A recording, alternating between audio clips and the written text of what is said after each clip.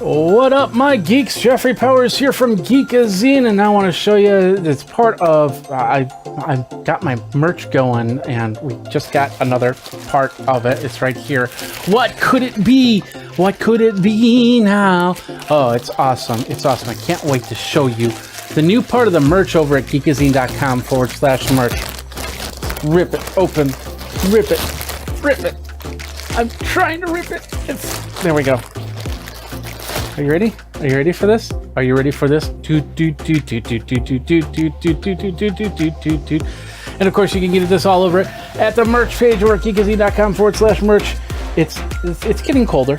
It's getting colder, so it's time to really show off your Geekazine love with the Geekazine hoodie. Well, I'll just put it on like this.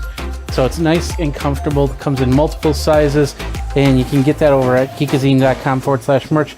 It's got the hand pockets, so you can do the self handshake. How you doing? I'm doing great. Yes, yeah. Not a zipper hoodie. I'd love to have a zipper hoodie maybe down the road, but it's part of the Geekazine merch over at geekazine.com/merch.